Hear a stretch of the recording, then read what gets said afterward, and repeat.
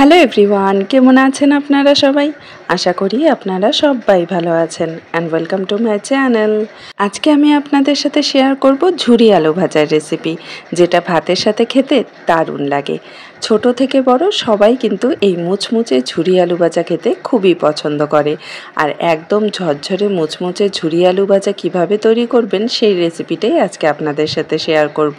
আর এই ঝুরি আলু ভাজা একবার বানিয়ে অনেক দিনের জন্য কিভাবে স্টোর করে রেখে দিতে পারবেন সেটাও আজকে শেয়ার করব। নতুন আলু বা পুরনো আলু সব রকমের আলু দিয়েই কিন্তু এরকম ঝরঝরে মুচমুচে আলু ভাজা আপনারা খুব সহজেই তৈরি করে নিতে পারবেন। সমস্ত রকম টিপস আর ট্রিক্স শেয়ার করব। আশা করছি আজকের ভিডিওটা আপনাদের খুব ভালো লাগবে। আর যদি ভালো লাগে তো অবশ্যই একটি লাইক করবেন। আর আমার চ্যানেলে নতুন এসে থাকলে চ্যানেলটাকে সাবস্ক্রাইব করে পাশে বেল আইকনটি প্রেস করে দেবেন, তাহলে আমার ভিডিওর নোটিফিকেশন সবার আগে আপনার কাছে পৌঁছে যাবে। যারা ফেসবুক পেজ থেকে আমার ভিডিওটা দেখছেন তাদের কাছে অনুরোধ রইল পেজটিকে ফলো করার আর ভিডিও ভালো লাগলে লাইক করার। তাহলে চলুন আর দেরি না করে শুরু করি আজকের রেসিপি। এখানে 3টে মিডিয়াম সাইজের আলু আমি একদম ঝুরি ঝুরি করে কেটে নিয়েছি। এখানে আমি বটি দা দিয়ে কেটে নিয়েছি, আপনারা চাইলে মেশিন দিয়েও কিন্তু কেটে নিতে পারেন। খেয়াল রাখবেন আলুগুলো যেন মোটা মোটা করে কাটা না হয়, একদম চিকন করে ঝুরি করে কেটে নিতে হবে। তো এখানে আমি ভালো করে আলুগুলো ধুয়ে নিয়েছি আর জলটা কিন্তু খুব ভালো করে ঝরিয়ে নিয়েছি। কোনো টাওয়েল দিয়ে মোছার দরকার নেই, শুধু ভালো করে জলটা ঝরিয়ে নিলেই হয়ে যাবে। আর এই ঝুরি আলু ভাজার আগে কোনো সময় কিন্তু লবণ আগে অ্যাড করবেন না, তাহলে কিন্তু আলুগুলো একদম মচমচে হবে না ভাজা। তো এখানে আমি কড়াইতে তেল নিয়ে নিয়েছি। এখানে আমি সাদা তেল আর সর্ষের তেল দুটো মিশিয়ে নিয়েছি, প্রায় 1 কাপের মতো তেল আছে। আপনারা চাইলে যে কোনো এক রকমের তেল দিয়েও এটা ভেজে নিতে পারেন।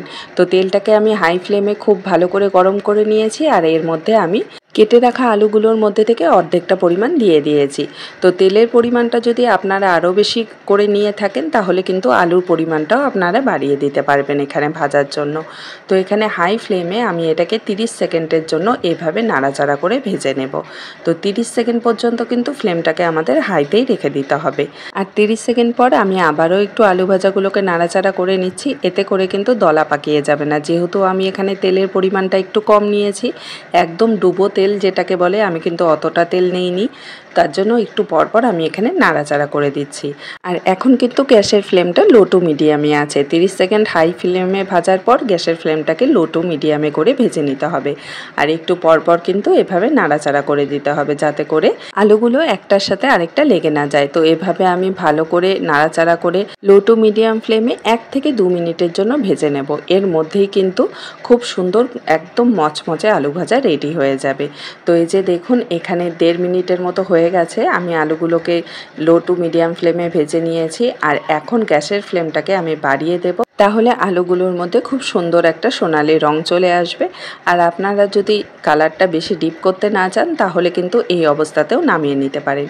তো এই যে দেখুন, ফ্লেমটাকে হাই করে দেওয়াতে কত তাড়াতাড়ি কালারটা চলে আসছে। আর এখন কিন্তু আমি এই আলু ভাজাগুলোকে নামিয়ে নেব।